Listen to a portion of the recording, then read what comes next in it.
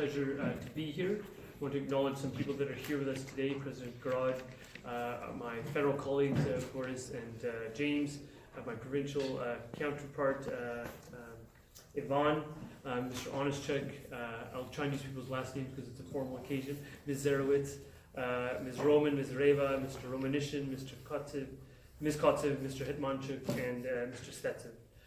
Ladies and gentlemen, mesdames et messieurs, first of all, dobry den. Dobry den. Thank you very much for being here today. I want to start by acknowledging the territory that we are on, which is the traditional territory of the Haudenosaunee, the Huron-Wendat, and most recently the Mississaugas of the New Credit. Second, I wanted to acknowledge the passing of a very important day on February 20th, the day on which we mark the commemoration of the heroes of the Heavenly 100, protesters who lost their lives fighting for freedom and democracy during the Euromaidan protests in Kiev. And yes, Boris is to thank for my good pronunciation of Kiev.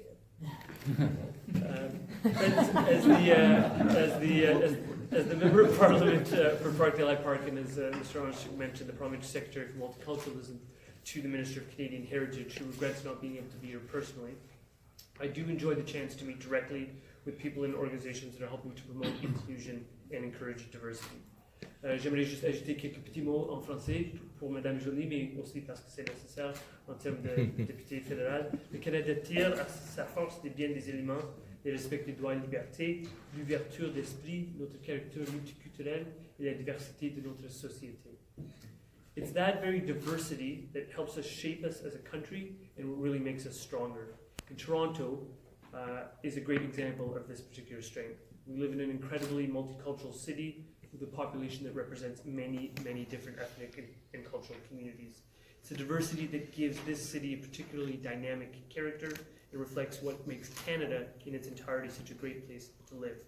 But today I want to give special recognition to the Ukrainian Canadian community that is here in Toronto and in the GTA region, as well as right around the country. Canada is home to a very vibrant Ukrainian Canadian community.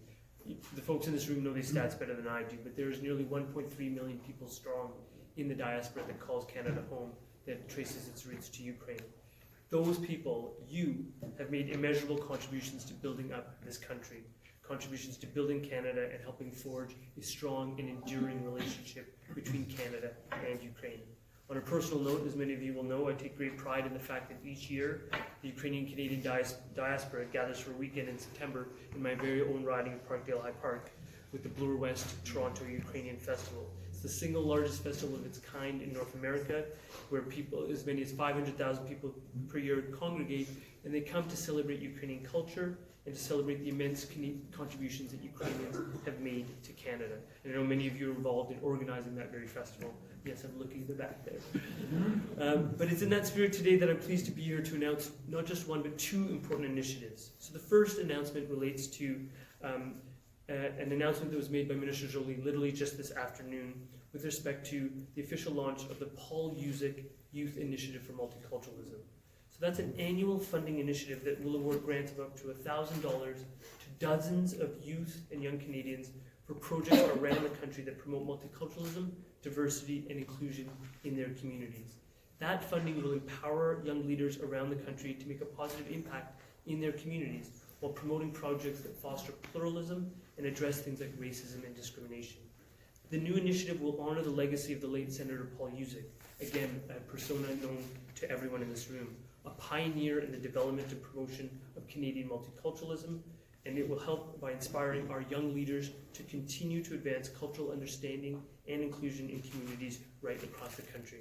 And again, the involvement of Ukrainian Canadians like Senator Paul Usick in the advent of multiculturalism in Canada cannot be overstated.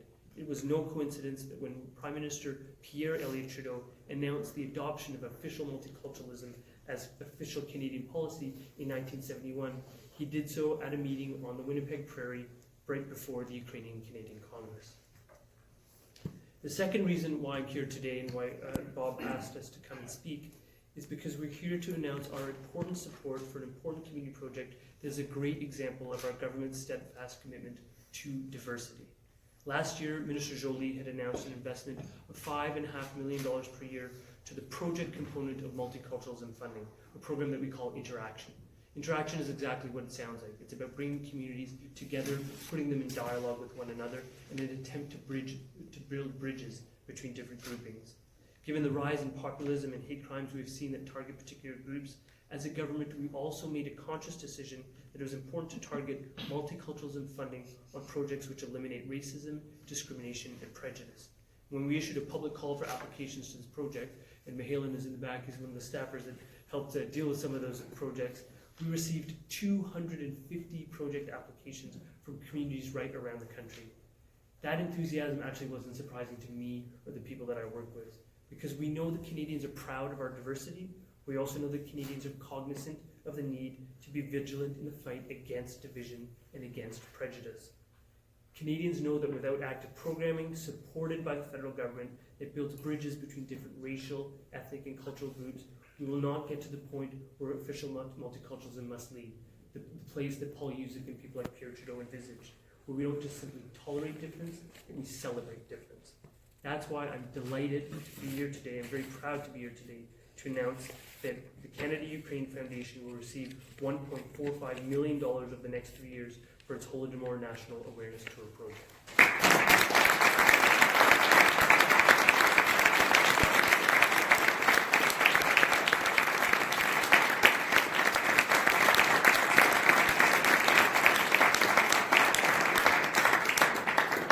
The Holodomor Mobile Classroom, or the Holodomor Bus, as I affectionately call it, the National Awareness Tour will bring awareness about the Holodomor famine genocide of 1932-33 to broad audiences across Canada.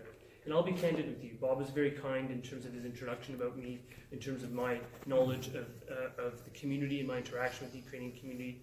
But I'll admit to you that though a human rights and constitutional lawyer who had dealt with genocide at the Rwandan Tribunal, I'll be candid in telling you that I did not know a great deal about the Holodomor until I entered public life as an elected representative.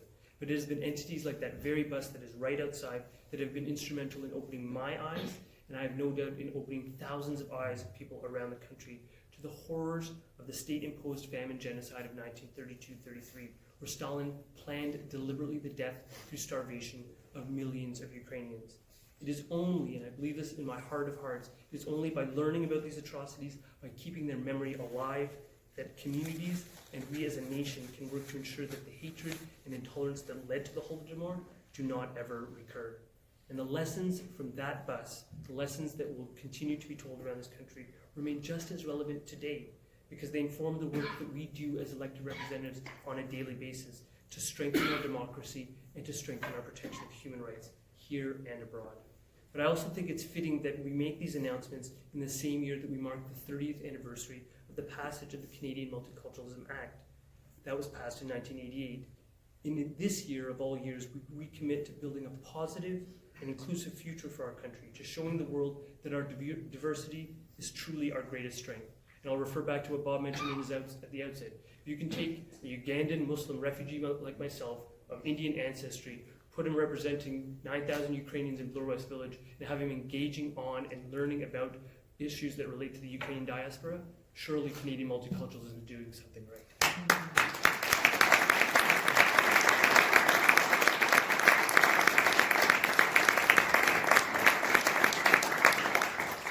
By saying I applaud the Canada-Ukraine Foundation and the entire Ukrainian Canadian community for the important work that you do and that you continue to do in communities right around this country. And for that work, I would say a heartfelt Duže Ďakujem.